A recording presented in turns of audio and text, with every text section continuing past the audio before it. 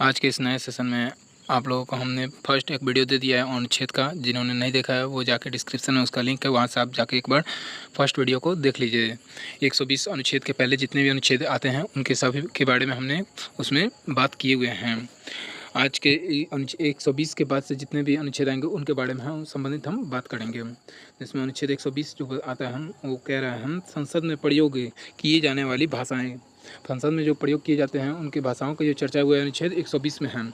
उसके बाद अनुच्छेद 123 में संसद विसंतृत काल राष्ट्रपति के अध्यादेश शक्ति के बारे में बताया जाता है। अनुच्छेद 124 में बताया गया है कि उच्चतम न्यायालय की स्थापना और गठन के बारे में उसमें बताया गया है।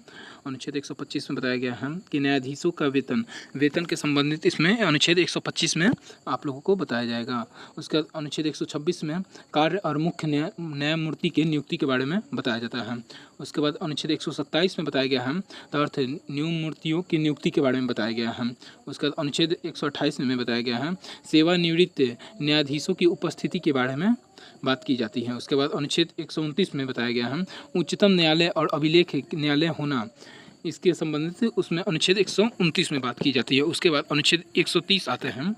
अनुच्छेद 130 में बताया गया है उच्चतम न्यायालय की स्थापना के संबंधित एक अनुच्छेद 130 में बताया गया है।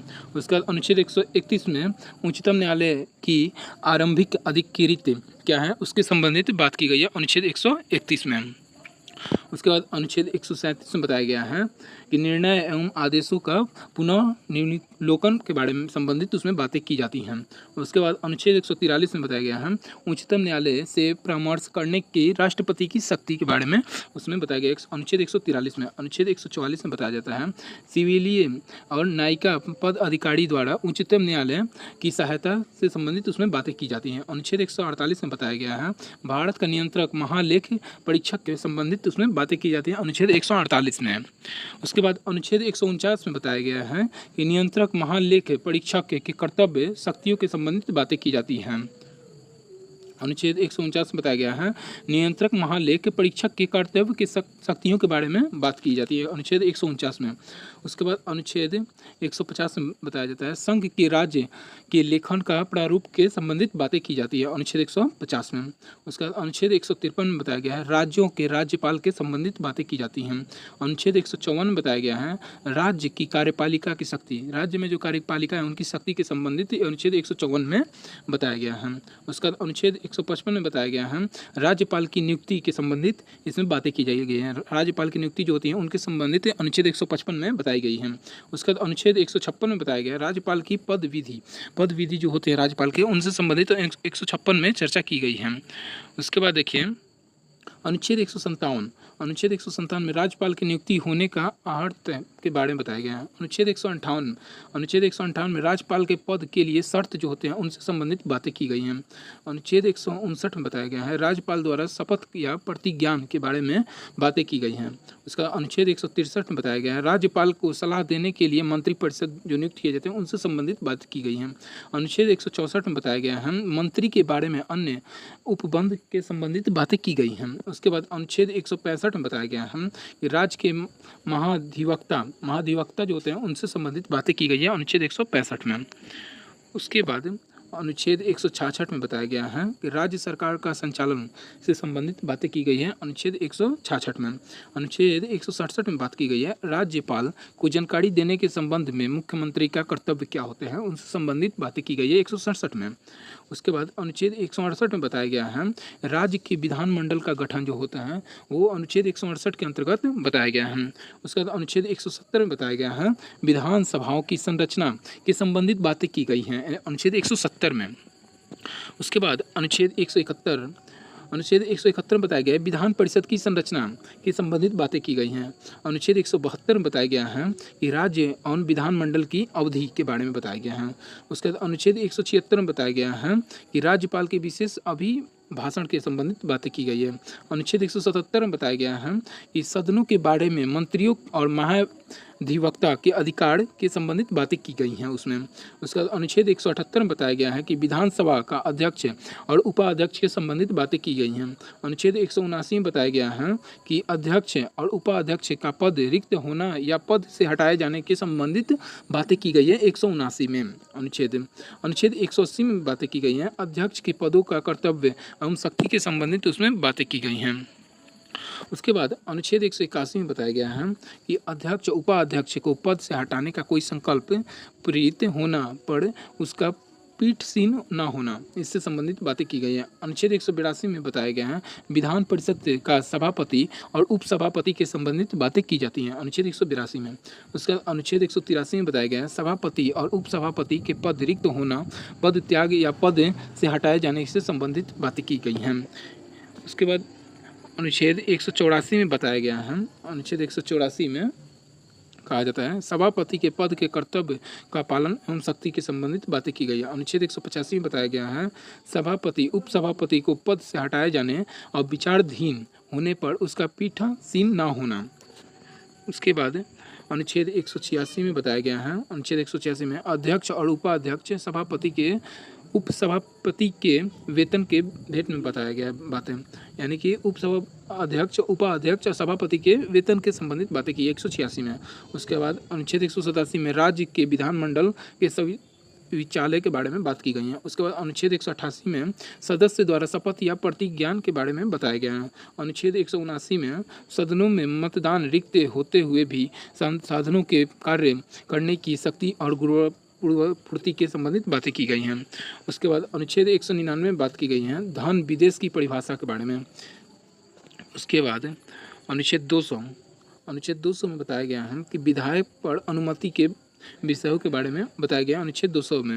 अनुच्छेद 202 में बताया गया है वार्षिक वित्तीय वितरण के संबंधित बातें की गई हैं। अनुच्छेद 213 में बताया गया है विधानमंडल और अध्यादेश सत्यापित करने के राज्यपाल की शक्ति के संबंधित बातें की गई हैं 213 में। अनुच्छेद 214 में बताया गया है राज्य के लिए उच्च न्यायालय के संबंधित बातें की गई हैं अनुच्छेद 214 में। उसके बाद अनुच्छेद 215 में बताया गया है उच्च न्यायालय का अभिलेख न्यायालय होना, इससे संबंधित बातें की गई हैं। उसका अनुच्छेद 216 में उच्च न्यायालय का गठन के संबंधित बातें की गई हैं। उसके बाद अनुच्छेद 217 में बताया गया है उच्च न्यायालय न्यायाधीशों की नियुक्ति के पद के शर्तों के संबंधित उसमें बातें की गई हैं 217 अनुच्छेद में। अनुच्छेद 221 में बताया गया न्यायाधीशों का वेतन के संबंधित बातें की गई हैं 221 में। अनुच्छेद 222 में बताया गया है एक न्यायालय के दूसरे न्यायालय के न्यायाधीशों का अंतरण बताया गया है। उसके बाद 223 में अनुच्छेद बताया गया है कि कार्यकारी के मुख्य न्यायमूर्ति की नियुक्ति के संबंधित बातें की गई हैं। उसके बाद अनुच्छेद 224 में बताया गया है कि अन्य न्यायाधीशों की नियुक्ति के संबंधित उसमें बातें की गई हैं। अनुच्छेद 224 में बताया गया है कि कुछ रिक्त निकालने के लिए उच्च न्यायालय की शक्ति के संबंधित बातें की गई हैं। अनुच्छेद 231 में बताया गया है 2 या अधिक राज्यों के एक ही उच्च न्यायालय की स्थापना के संबंधित बातें की गई हैं। उसका अनुच्छेद 233 में बताया गया है अनुच्छेद 233 के संबंधित बताया गया है कि जिला न्यायाधीशों की नियुक्ति के संबंधित बातें की गई हैं। उसके बाद अनुच्छेद 241 में संघ राज्य क्षेत्र के लिए उच्च न्यायालय से संबंधित बातें की गई हैं। उसके अनुच्छेद 243 में पंचायत नगर पालिकाओं एवं सहकारी समिति के संबंधित बातें की गई हैं। उसके बाद अनुच्छेद 244 में बातें की गई हैं अनुसूचित क्षेत्रों में जनजातीय और क्षेत्र प्रशासन से संबंधित बातें की गई हैं। उसका अनुच्छेद 248 में अविष्ट विधायी शक्तियों के बारे में बातें की गई हैं। अनुच्छेद 252 में बताया गया है 2 या 2 से अधिक राज्य के लिए सहमति से विधि बनाने का संसद के शक्ति के बारे में बात की गई है। उसका अनुच्छेद 254 में बताया गया है संसद द्वारा बनाई गई विधि एवं राज्य के विधानमंडल द्वारा बनाए गए विधियों की असंगति के बारे में 254 में चर्चा की गई है। उसके बाद 266 अनुच्छेद 266 में संचित निधि के संबंधित बातें की गई हैं। उसके बाद अनुच्छेद 267 में अकस्मित निधि के संबंधित बातें की गई हैं। उसके बाद अनुच्छेद 269 में बताया गया है कि संघ द्वारा हित एवं संग्रहित किंतु राज्यों के सौंपे जाने वाले कर के संबंधित बातें की गई हैं 269 अनुच्छेद में।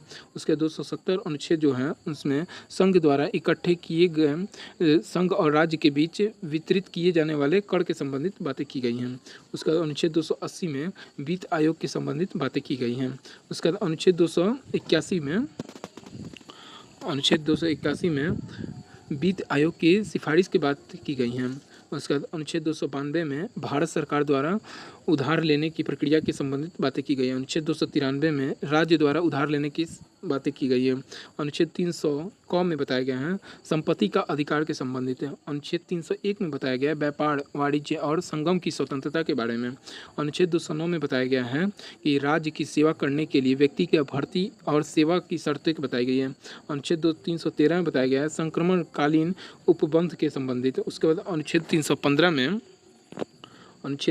में बताया गया है संघ राज्य के लिए लोक सेवा आयोग के बारे में। अनुच्छेद 316 में बताया गया है सांसदों की नियुक्ति के एवं पद विधि के संबंधित।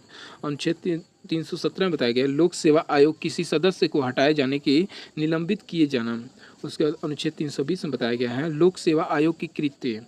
उसके अनुच्छेद 323 के क में बताया गया है प्रशासनिक अधिकारण के संबंधित। अनुच्छेद 223 के ख में बताया गया है अन्य विषयों के लिए अधिकरण। उसके बाद अनुच्छेद 324 में बताया गया है अनुच्छेद 324 बताता है निर्वाचन किए अधीक्षण के निर्देशन और नियंत्रण के निर्वाचन के आयोग निहित होना। उसके बाद अनुच्छेद 329 बताता है कि निर्वाचन संबंधित मामलों में न्यायालय के हस्तक्षेप का वर्णन करना। अनुच्छेद 330 बताता है लोकसभा में सूचित जनजाति के लिए स्थानों का आरक्षण करना। उसके बाद अनुच्छेद 331 बताता है कि यहाँ पे एरर मिस्टेक, यहाँ पे 331 होगा। लोकसभा में अंगल भारतीयों के समुदाय की प्रतिनिधित्व के बारे में बताता है। उसका अनुच्छेद 332 में बताता है राज्य के विधानसभा अनुसूचित जनजाति और सूचित जनजाति के लिए स्थान का आरक्षण के बारे में बताता है 332 में। उसके बाद अनुच्छेद 323 में बताता है राज्य की विधानसभा के अंगल भारतीय समुदाय के प्रतिनिधित्व के बारे में। उसके बाद अनुच्छेद 343 में संघ की परिभाषा के संबंधित बताता है। उसके बाद अनुच्छेद 344 में राज्यसभा के संघ संबंध आयोग और संसद की समिति के बारे में बताते हैं। अनुच्छेद 350 के क में बताया गया है प्राथमिक स्तर पर मातृभाषा की शिक्षा के संबंधित बातें की गई हैं। उसके बाद अनुच्छेद 351 में बताया गया है हिंदी भाषा का विकास के लिए निर्देश के संबंधित अनुच्छेद 351 में बताया गया है। अनुच्छेद 352 में बताया गया है कि आपात में उद्देश्य घोषणा का प्रभाव के कारण के संबंधित बातें की गई हैं 392 में। अनुच्छेद 356 में बताया गया है राज्य एवं संवैधानिक तंत्र के विफल हो जाना दशा के उपबंध के संबंधित बातें की गई है। अनुच्छेद 360 में बताया गया है वित्तीय आपात के बारे में उपबंध कराना। उसके बाद अनुच्छेद 368 के संबंधित बातें की गई हैं संविधान के संशोधन करने के संसद की शक्ति और उसकी प्रक्रिया के संबंधित बातें की गई हैं। उसके बाद अनुच्छेद 377 में बताया गया है कि भारत के नियंत्रक महालेख परीक्षक के बारे में उपबंध के बारे में बताया गया है। उसके बाद अनुच्छेद 378 में बताया गया है लोक सेवा आयोग के बारे में बताया गया है। Thank you so much. यहाँ तक आपको वीडियो में बने रहने के लिए आप ज़्यादा से ज़्यादा इस वीडियो को शेयर करिए। जो भी स्टूडेंट गवर्नमेंट एग्ज़ाम की तैयारी कर रहे हैं उनके लिए ये एक स्टूडेंट के पास आप एक वीडियो भेजिएगा तो उन्हें बहुत सारे अनुच्छेद इस तरह वीडियो देख के भी याद आ जाएंगे या याद होंगे तो रिवाइज हो जाएंगे। थैंक यू सो मच यहाँ तक आपको वीडियो में बने रहने के लिए और ज़्यादा से ज़्यादा चैनल को सब्सक्राइब करिए और ज़्यादा से ज़्यादा सपोर्ट दिखाइए इस चैनल पर।